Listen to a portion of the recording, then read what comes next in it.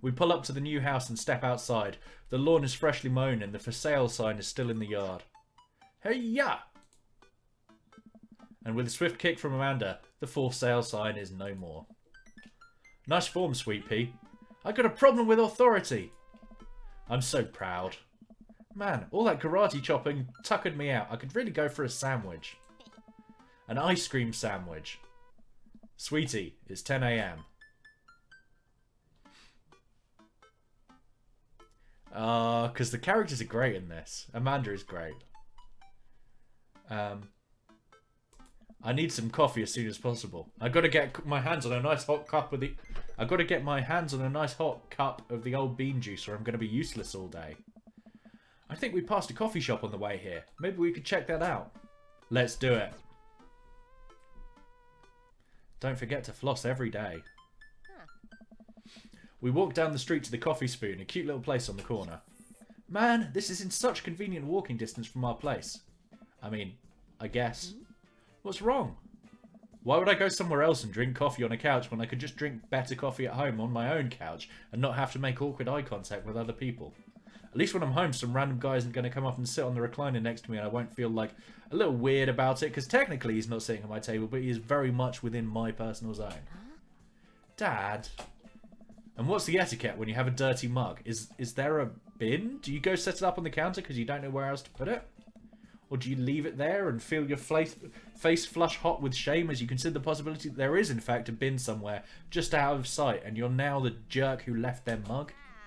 Dad, are you just afraid to meet new people? Yes, Amanda. We walk inside. The inside of the coffee shop is incredibly warm and inviting. Vinyl records line the walls and patrons lounge on well-worn-in couches. Some cool tunes spin on a record player next to a little stage. Going for a fully text-based game was an adventure when I apparently can't read. It was definitely a decision. Welcome to the Coffee Spoon, guys. How's it going? I'm not going to do different voices for everyone. That's well beyond my capability. What's with the name? Oh, it's kind of dumb.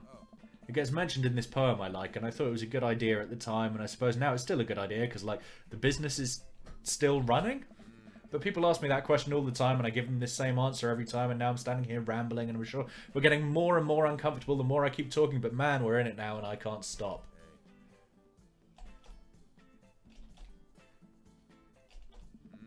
So, what'll it be? I scan the chalkboard menu and I'm immediately overwhelmed. I'll have a...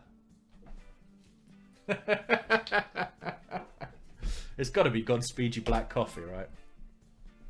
A classic. I don't get it. Oh, it's a pun. Godspeedy Black Emperor is a really amazing and influential progressive rock band known for their sweeping soundscapes and... I'm doing the thing again. But coming right up. And for you? I'll have a macchiato di Marco, please. Oh, sorry, it should be macchiato di Marco, I assume. Yeah, they're great. I really like those, actually. They're my favourite out of the set, at least. Coming right up. Do you want that in small, medium, or Biggie Smalls? Medium? Wait, is Biggie Smalls big or small? I should change that, shouldn't I? Matt sets to making our drinks and Amanda and I take a seat on one of the couches. I like this dude. What's his deal? Let the man make his puns. They're cooler bands than you listen to anyway. Hey. Hey! Scar was cool once. This couch is actually pretty comfy. Maybe not comfier than our couch, but it's alright. Good lumbar support. You sink right into it. Okay, it's comfier than our couch. Amanda nudges me. This place is right next to our house, and that guy seems not only cool, but just as uncomfortable with talking to other people as you are. You should totally become friends with him. I don't know. Come on, what do we say about meeting new people? I can't meet new people if I always stay inside and also don't go outside and also don't talk to people. See? We're making progress. Matt sets our drinks down at our table and I immediately burn the roof of my mouth. Also, this is quite an American feeling game, so I feel like I should be saying progress and stuff like that. Is that how you say progress? I don't know. I can't do American. Anyway. Good one. Hi, we're new in the neighbourhood. I'm Amanda and this is my dad, Tony. Oh, right on. Pleased to meet you both. You ought to come by when my daughter's hanging around the shop. You two might get along. Yeah, I'm sure maybe we'll come in from time to time. Amanda kicks my leg from underneath the table. I'm sure we'll be in here a lot. You know what? Let me get you guys' opinion on something. Matt goes into the back and comes out with a fresh plate of something that smells amazing. I'm working on a new banana bread recipe and I need help coming up with a name for it. Well, I think we're going to have to taste test it first so we can get the full flavour profile of, you know, and really appreciate the flavour sensations of...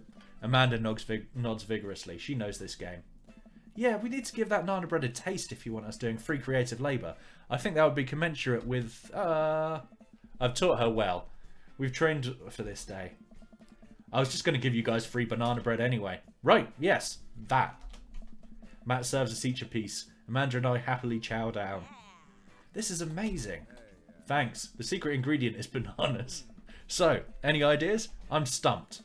Well, I think I may only be able to give you dad band puns, but I'll give it a shot. Banana bread Kennedys? Grateful banana bread? Right said banana bread. I feel like, given that he liked the Godspeed You Black Emperor choice, we should probably go for the Dead Kennedys one. But I quite like Right Said Banana Bread. I'm going to go for Banana Bread Kennedys. You know, like the punk band? I thought you said you only knew dad band puns. I'm a hard dad. That actually has a nice ring to it. Really? Yeah, Banana Bread Kennedys. Strong decisions. That's art, baby.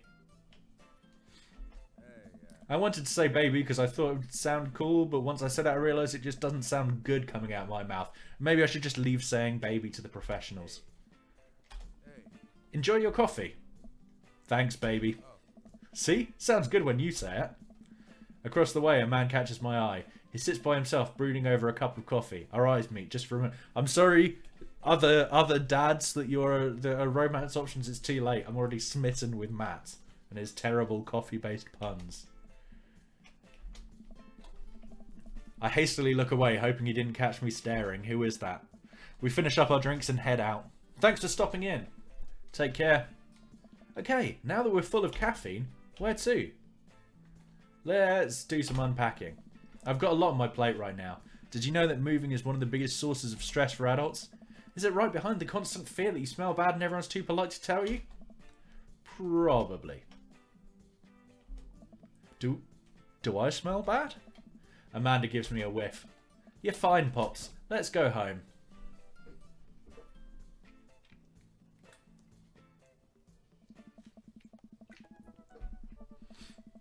I get to work unpacking the various boxes around the living room. A couple hours pass and I get some good work done. The washer-dryer unit's both washing and drying, and we can actually walk through the living room without tripping over boxes. First visitor already? I walk over to the door and open it. Hello? A handsome, clean-cut man stands at my door, brandishing a plate of cookies. Hello? Oh, where are my manners? My name is Joseph. I'm your next-door neighbour. Oh, yes. Hi, I'm Tony. That's what my name is. I saw the moving van and thought I'd bring over some cookies. My daughter Christy wanted me to let you know she baked them herself. Joseph leans in and whispers, but between you and me, she just sprinkled in the chocolate chips. We both share a laugh. Kids, right? Wow, cookies, huh? So nice to meet you. Joseph hands her the plate of cookies with a smile. Well, thanks for the cookies. Amanda disappears with the cookies. Amanda, come... And she's gone. That's my daughter. Her name is Amanda. She's a charmer. Daughters are tough. Sons are also tough. Children in general are just... tough. I hear that. I mean, there'd have to be something wrong with you to try and raise more than 2. I have 4 kids. What have you done? Oh, I meant... Don't worry, you didn't mean to be rude. Oh no, this is the first neighbour I've met and my social life is already in a tailspin. I wonder if it's too late to move again. Yeah, okay. Is the missus around? Mr. actually, and, no, not anymore. He died. Oh! I'm sorry for your loss. No, it's alright. Wow, this is uncomfortable. We stand there quietly for a moment, acutely aware of how awkward we both made things. I'm sorry, can you close the door real quick? I look at Joseph quizzically but comply. After a second, I hear a knock on the door. Opening it, I see Joseph stand there with a huge smile. Hey, I'm your new neighbour Joseph. I promise not to talk about your dead spouse this time. I'm throwing a barbecue for the cul-de-sac and I'd love for you to come by and meet the rest of the neighbours in our community. What do you say, pal? That sounds great. My daughter Amanda and I would love to stop by. Also, 4 kids is a perfectly normal amount of children to have. We shake hands to seal the deal. Well, neighbour, I'll see you at 3 PM sharp on Saturday. Sure thing, neighbour. Joseph starts walking away, but stops to think for a second and turns around. Hey, in all seriousness, raising a kid on your own can't be easy. If you ever need to talk about stuff, I'm the youth minister at a church down the street. Oh, I don't know. I wouldn't really consider myself a youth. You look pretty young to me, but suit yourself. Also, did it just say wink as a sound effect? I already have my heart set on the first dad that came along, I'm afraid. I'm trying to make myself give the other dads a chance. We're not choosing polo shirt guy. He wears a polo shirt, so I gave him a posh voice, so now he's posh, so he's out. And with that, Joseph's gone. He seemed nice. Amanda walks back into the living room, crumbs on her face and cookie in hand. That was the smoothest recover I've ever seen. I should be taking notes. See? You're already fitting in great. Where'd those cookies go? They're gone. I'm sorry. If it makes you feel any better, they weren't very good. So you ate all of them anyway? I guess that makes it break time. Any ideas?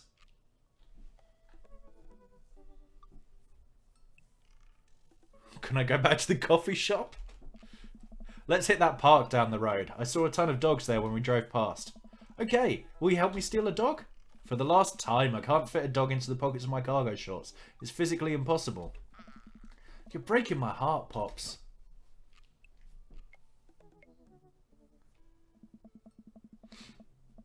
Amanda and I begin a stroll through the neighbourhood. I can't believe how beautiful it is outside. Kids are playing in the street, the flowers are in bloom, and the faint smell of a nearby barbecue drifts through the air. This place is nice. Too nice. I don't trust it. Good eye, honey. You can never be too careful. See that baby in that stroller over there? Government operative. We're onto you, baby. We walk for a while and eventually end up at a small park. Toddlers chase each other through the playground and dogs of all shapes and sizes romp through the grass. It's pretty crowded, but Amanda spots a nice empty bench. We start to make our way over to it when... Heads up! Ow! A frisbee suddenly hits me in the face. What? That's my dog impression, which I already regret. A corgi with a neat plaid handkerchief tied around its neck bounds up to me, wagging its tail. Did you throw this thing at my head? Bark. I don't know how to... I already did a woof sound. I don't know any other sounds to make a bark. Anyway, he runs around in a circle and nudges my leg with his nose. Oh god, this is the cutest dog. Let's just pet the dog. But where do I pet the dog? We need some chin scratches in here. I give him some little scratches under his chin. Oh, his tail is wagging at top speeds. You definitely could have caught that. A guy in a Hawaiian shirt jogs over to us and takes the frisbee from me. You know, frisbees are traditionally caught with your hands, not your face. Well, you're traditionally not supposed to aim for people's heads, but I'm fine, thanks. Heh, I'm just messing with you. I'm Brian, by the way. I'm Tony, and this is my daughter Amanda. I look over at Amanda only to find her sitting on the ground rubbing the dog's tummy. Hi. Oh. Your dog's cool. Old Maxwell sure loves the attention. It's great to see another father and daughter out here on such a sunny day. Where's yours? Brian gestures over to a grassy knoll where a young girl sits on a checkered blanket.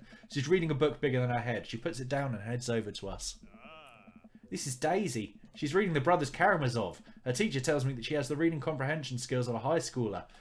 I've got to admit, I've read about half of the Brothers Karamazov and then just put it down for a minute. And now it's been like 2 years. And when I tried to go back to it, I couldn't remember which character was which. And it was all very confusing. Like, it's bad enough when you have a lengthy break in the middle of a book anyway. But Russian literature, like, they never just pick one name for the characters. They all have a bunch of different names. This is partly the influence. I read A Gentleman in Moscow last week, and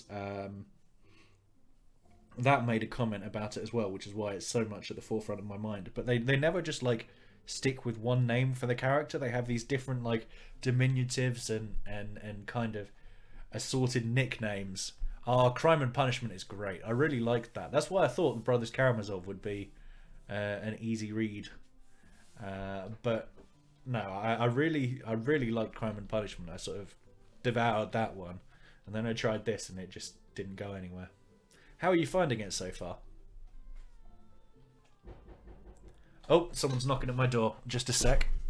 I will expect a book report on Crime and Punishment by the time I get back.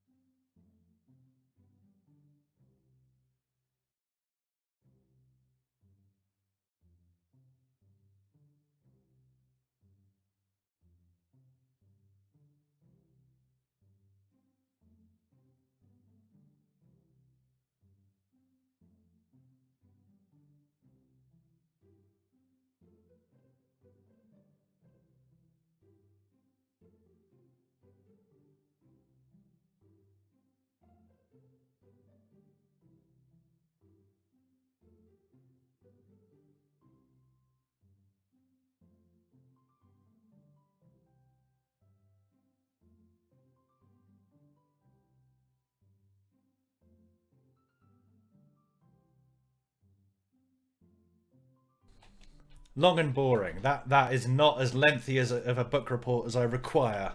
But yeah, no, cool. I really enjoyed it, but I can understand that sort of impression. I read Les Mis last year, and like moment by moment, lots of it was good. But man, that book bloody went on. Also, I'm a bit out of breath because I'm quite fat and I just ran downstairs and upstairs to get the thing. I think it's a mic stand. Anyway. Right. Oh god, I need voices for the kids as well, don't I? How old is she? 10. She's a precocious little youngster. Whoa. My natural dad instinct kicks in. I must brag about my child's accomplishments. Is that battle music? I like it. Oh no, it's happening. Go on, Daisy. Tell him about yourself. That's my girl. Amanda, get in there. Okay. Tony's HP 80. Brian's HP 80. I guess we start with a brag. Amanda here just recently won a local photography award. Wow, congratulations. Brian loses 10 HP. Daisy actually just won a statewide poetry contest. You lose 15 HP. Oh, we're behind. Let's go for daughter. Can't switch daughters. Amanda is your only daughter. Let me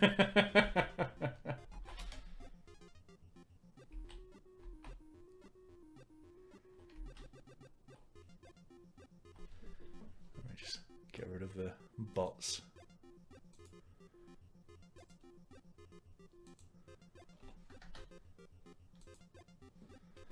I guess grade card. You pull a wrinkled copy of Amanda's last grade card out of your back pocket. Dad! Awesome grades. Brian loses 25 HP. You really carry that around everywhere. Ouch. Maybe it is kind of weird. You lose 5 HP. Daisy just started a weekly chess club at an elementary school computer lab. She's the president too, of course. Dang, my high school doesn't have a chess club. Or a computer lab. You lose 10 HP. Let's just go for a brag, I think. Last week, unprompted, Amanda helped an old woman with her grocery bags. It's extra powerful. Brian loses 20 HP. Daisy sold enough candy bars this year to get the top prize, a canoe. We're taking it out next weekend. How's that even possible? Amanda could barely get one of those sticky hand things. It's extra powerful. You lose 20 HP. We're still 5 behind. I think we've got to brag again. Amanda's in all honours classes this semester. Brian loses 10 HP. Oh, really? I'm actually talking to Daisy's teachers about having her skip a grade. Even Amanda kind of bristles at that one. You lose 20 HP. Oh, we were ahead. Now we're behind. Should I flee?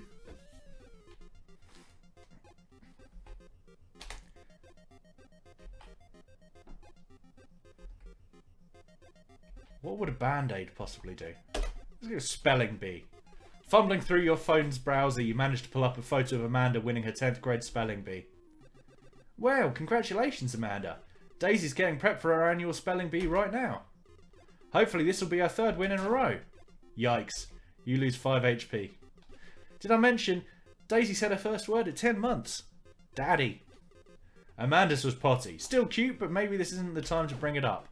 You lose 10 HP. Dang, he's really got us beat. Boy, it's been such a treat getting to meet you two. Ah, did he have to add insult to injury by being such a gracious winner? So, I take it you guys are new to the neighbourhood? We just moved in. Do you live around here? Yeah, we live in that cul-de-sac down next to the coffee shop. What a coincidence. That's where we live too. Small world. Yeah, Daisy and I are in that little ranch style house on the corner. I know that house. It's just like ours, but slightly bigger and better landscape. Does this guy have to outdo me at everything? What a lovely place. Well, I don't want to take up any more of your time. Really nice meeting you guys. You'll have to stop by at some point. Yeah, definitely. Bye. Brian and Daisy walk further into the park with Maxwell happily trotting along in tow. Did you get the feeling that he was trying to one-up us? Trying and succeeding. I can't believe that kid's only 10. What was I even doing at her age? I believe you had a bit of a thing for horses. Shame that didn't pan out. Could have majored in comparative horse studies. It's not too late to minor in horse creative writing. Too close to the truth, Dad. Let's never speak of the fantastic adventures of Sir Horsington the Brave, an epic in 7 parts by Amanda Ferguson. We laugh off the horse epic and walk around the park a bit more, enjoying the day. All this sunlight's making me real tired. I don't think I got enough sleep last night. You slept for 14 hours. Exactly. Man after my own heart. As we're walking home, I hear heavy footsteps come up behind us. Tony, bro! I turn around and am greeted by a familiar face jogging up to us. Craig? Bro! Bro. Holy... Wow, I haven't seen Craig in forever. It's been too long, dude. Yeah, wow, you look great. Yeah, I cleaned up my act. Cleaned up his act? Are you kidding me? He's ripped. Amanda, this is my friend Craig. We went to college together. We were roommates for a while too. Amanda, dude, you probably don't remember me, but you're so big now. Hello, and hello, cute baby. Oh, thank you. Last time I saw you, I think you were about her size. This is River. Say hi, River. He picks up her tiny wrist and waves it around. River gurgles happily. Are you babysitting? Nah, dude, River's my kid. Man, it has been a long time. Feels like 1 minute we're rolling up to the exams with bad hangovers, and the next we're both fathers. Where you been, man? I was working out in California and just relocated the business back to Maple Bay. No kidding. Amanda and I just moved to this side of town. How's Smashley doing? I mean, Ashley. Ashley is her name. She actually still goes by Smashley, and we got divorced last year. Oh, dude, I'm so sorry. It's old news. We take turns taking care of River and the twins. It's all copacetic. Twins? You have 3 kids. Ain't life something, bro, right? Kegstand Craig is a father of 3. Kegstand Craig? Oh, yeah, it was my old college nickname. He got it because he did a lot of keg stands. It's that thing where you do a handstand on a keg and then drink from the keg. Right. He was very good at it. Bro, I hate to be that guy, but I'm in the middle of my daily jog and I really got to keep up my heart rate. Brought River along for, you know, resistance training. You jog daily? I jog yearly. On January the 1st, when I promised myself that I'm going to jog daily for the rest of the year, but give up after 30 minutes and just walk home. Well, it's never too late to get back into it, dude. You should join me sometime. I I don't know. Come on, it would be fun. We'd grab breakfast afterwards, catch up. We could do a bro brunch like the good old days. Alright, sure. Sounds great. Great, let's get that going soon. I better get moving. Good to see you guys. Craig gives a little wave, puts his earbuds back in and jogs off. I can't believe Craig is ripped and has kids. I'm reeling. What is that? The Craig I knew is not fit to be responsible for any living thing, including and especially himself. One time I watched him drink an entire jar of marinara sauce for dinner. Amanda, he opened up a new jar of marinara sauce and then he drank it like it was a thing that normal people do. It was unholy. And then I asked him what the hell he was doing and he said, and I quote, "It's basically a smoothie, bro." Yeah. I mean, technically, he's not wrong. He jogs. He was jogging. He's like a totally different person. Anyway, we better get home. I have plenty of time to reflect on how old I feel later. Amanda and I flop down onto the couch. Amanda has to shove some empty boxes out of the way before she can sit. Too bad we're going to be putting my stuff right back into these boxes in a few months. No, don't say that. Oh, Dad, it's going to be okay. I'll be fine. I know. It's just, you're my little girl. It's going to be weird not having you around.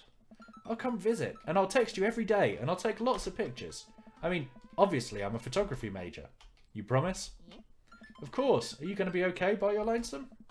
Oh, come on. I'll be fine. I'll get a dog or something. A dog? Forget art school. I'll stay for the dog. Is that what it's going to take? Medium-sized dog? Handkerchief around the neck? I get to name it. That's what it'll cost for me to give up on my dreams. I'm a woman of simple wants and needs. Well, a dog is a lot cheaper than college. Amanda laughs. That was her laughing sound in the background. Suddenly, a pile of envelopes slides through the mail slot. Speaking of college, Amanda darts over to the envelopes and shuffles through them. She pulls one out and throws the rest back on the floor. This is from McGowan College of Art and Design. Open it. But I'm scared. It's just an envelope. Yeah, it's just like my entire future. Not a big deal. She takes a deep breath and rips the letter open with her teeth. We have a letter opener, but okay. I hold my breath while Amanda's eyes dart back and forth, scanning the letter.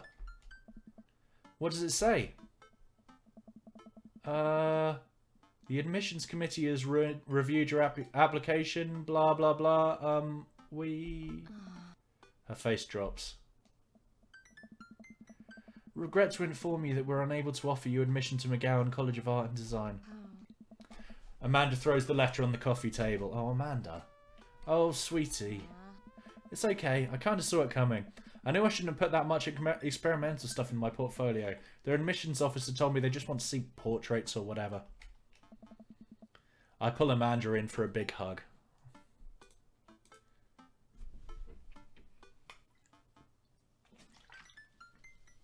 Sorry, just rehydrating and refreshing the preview screen and stuff.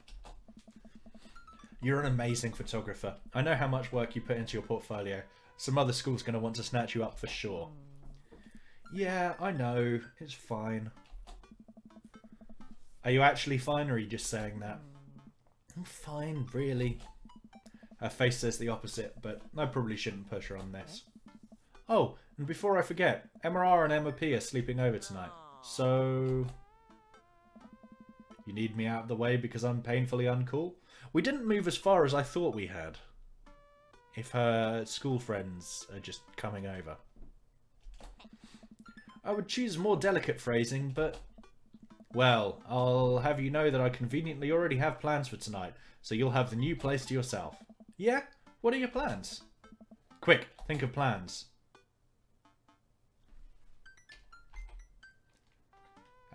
Union meeting? I'm secretly the mayor of this town. Or I'm going clubbing. Amanda, the town needs me. I need to perform my mayoral duties. I must don my top hat and wear my monocle so that I may preside over my mayor stuff. I think you're thinking of the guy from Monopoly. He was a mayor, right? He was not. Right.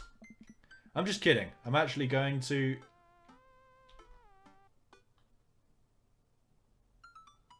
go to bed. I'm wiped. Have fun with the Emmas. We'll try to keep it down. I know you're not going to, but I appreciate you saying that. And don't forget that you have that meeting with my English teacher tomorrow. Oh, right, Mr. Vega. Yep, totally remembered. I'll be there. Awesome. Night, Pops. I wake up to a text from an unknown number. Rise and shine, early bird. Still want to work out? This is Craig, by the way. Holy crap, it's 6 AM. Who does 6 AM anymore? Without realising it, I drift back to sleep. Whoops, must have whipped back out. I check my phone again. Hey, bud, still want to get your swole on? I'm ready to tear up the track. Hit me up. God, the last thing I want to do right now is work out. But it is Craig. I do want to catch up. Let's go back to sleep. I shoot a quick text to Craig to apologise for bailing and immediately fall back asleep. Oh man, how long was I out? What time is it? I look over at the clock. It's 3:55 PM. I have to be at that parent-teacher conference in 5 minutes. I jump out of bed, throw on the nearest clothes and run out the door.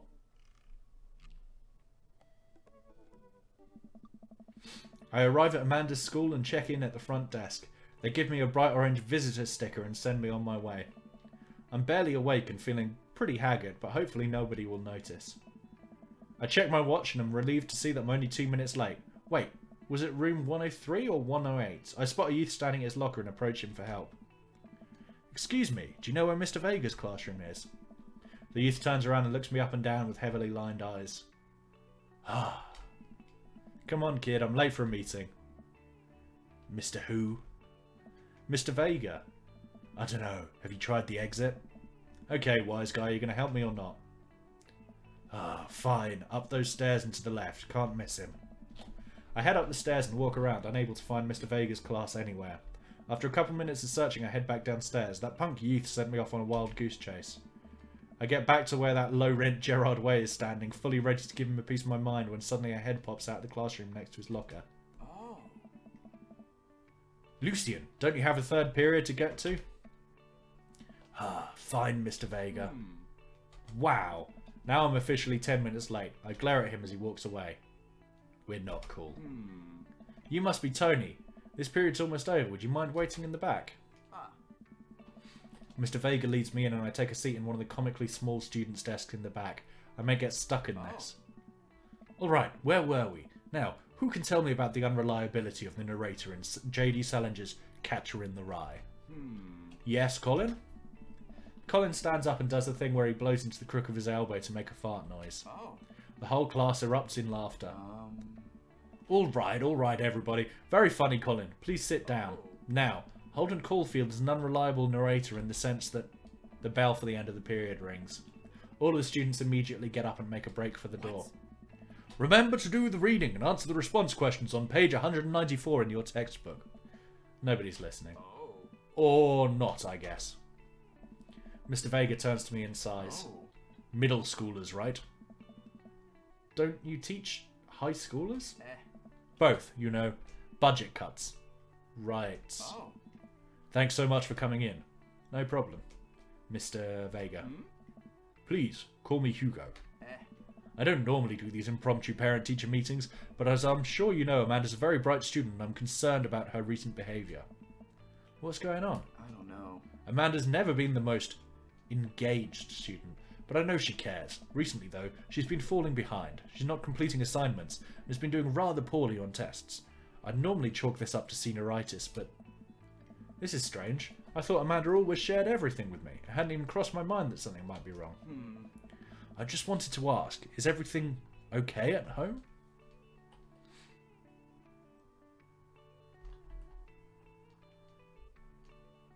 She has a tendency to bottle things up. I haven't noticed anything different about her, but she always tends to put on a happy face no matter what. See if you can talk to her about it. I know she values a great deal and would. I know she values you a great deal and would appreciate your guidance.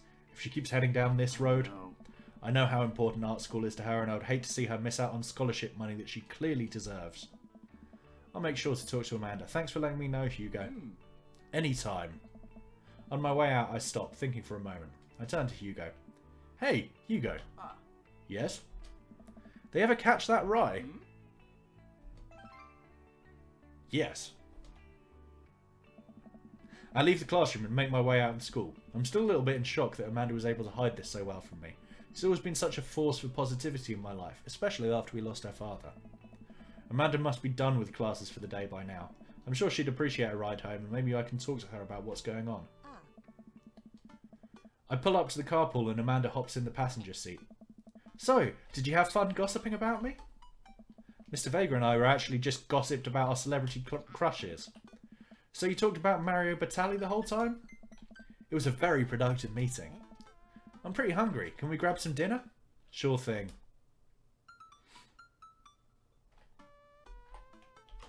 Let's go to the mall food court. Does that sound good to you? Yeah, sure. Why the mall? Geez, can't a dad take his daughter to the mall? Will you buy me things? I'll buy you a thing. Singular. Sounds like a deal to me.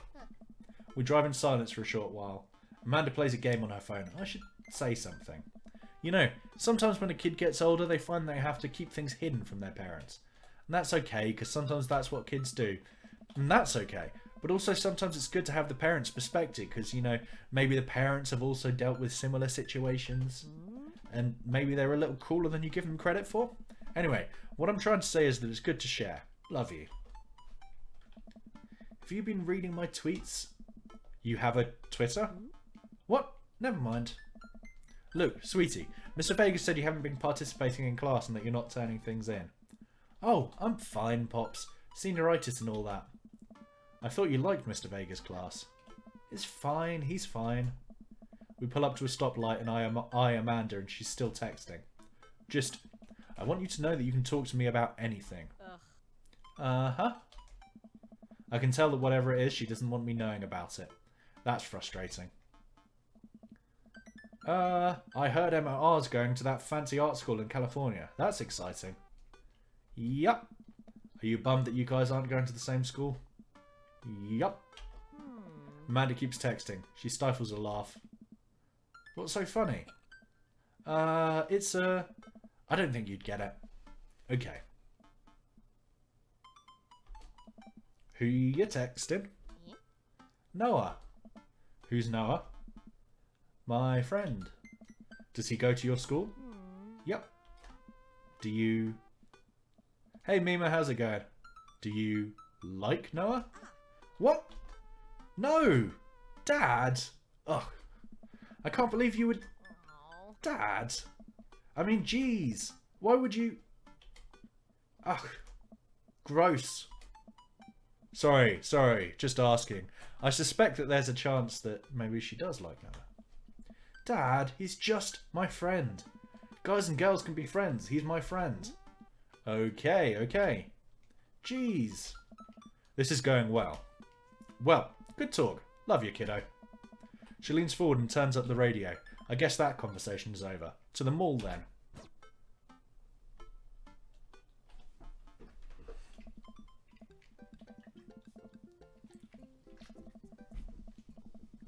We arrive at the mall, a big indoor shopping centre with a couple different floors. It's kind of dead, but that doesn't stop a mall security guard from yelling at a group of loitering teens.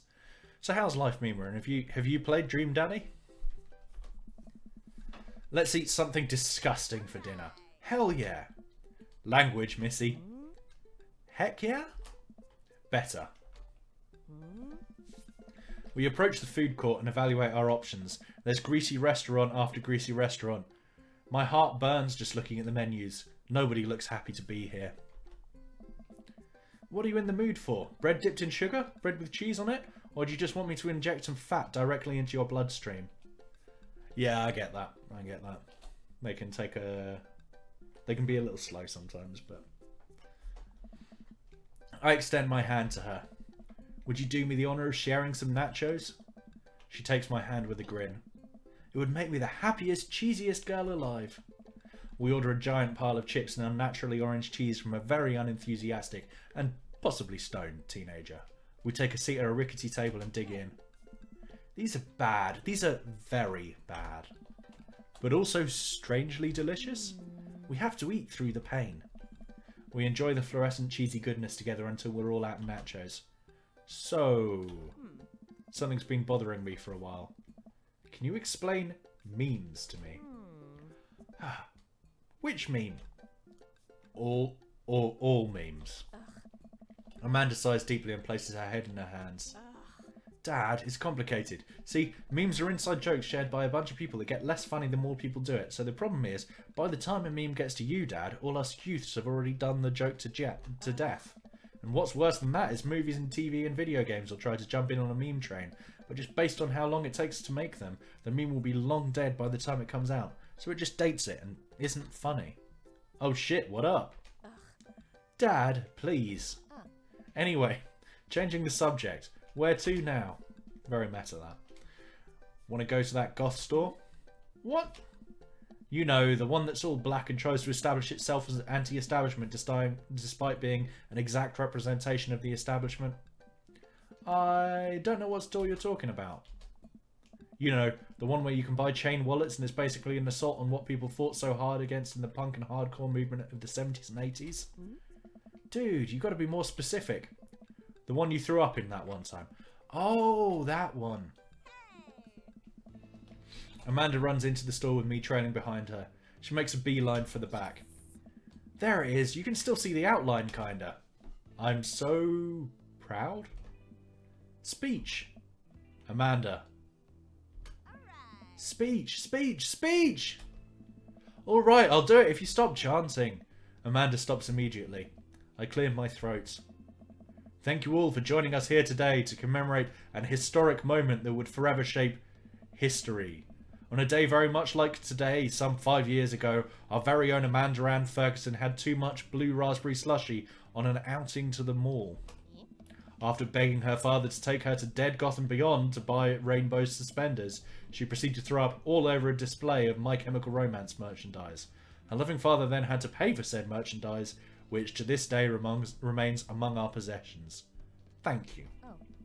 Amanda's moved. She begins clapping, slow at first, then faster and more vigorously. Several other patrons turn their heads. One of them also starts clapping. I bow my head. Oh, hey, chain wallets.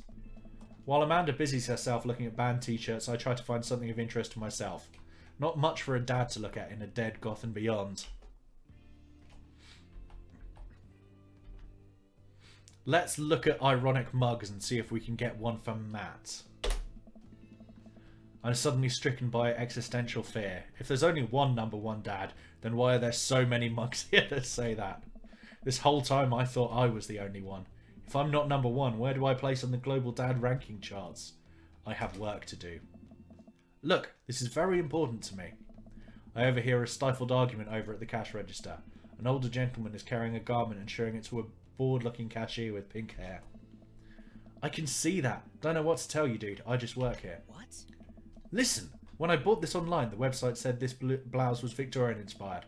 However, when I received it, it clearly held the trademark of Edwardian dressage.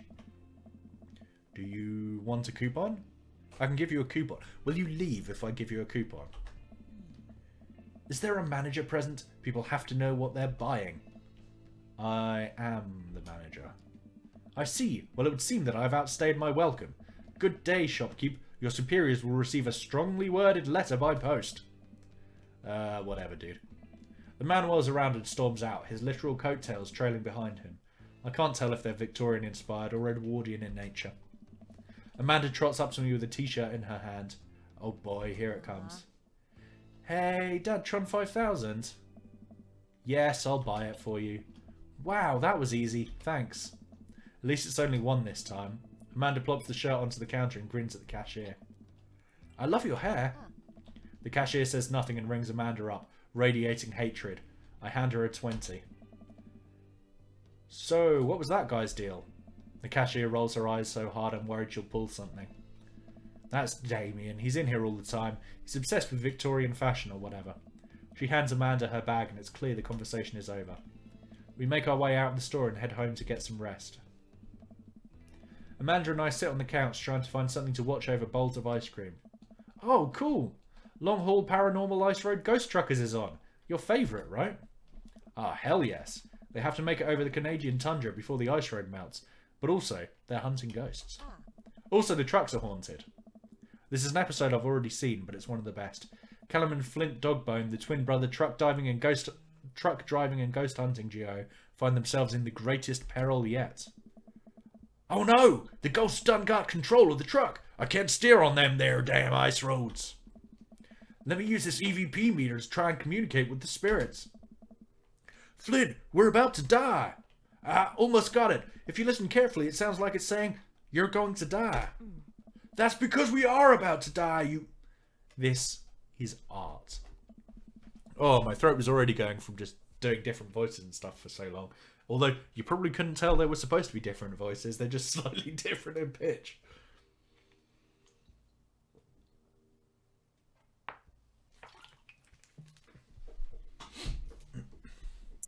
At least I got that out of the way on Long Road Ice Haul Ghost Driving Truckers characters.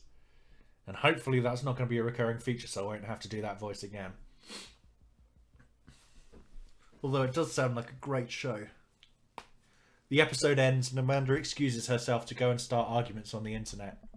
I stay up a little longer, curious about the exploits of Callum and Flint Dogbone after their disastrous ice road accident.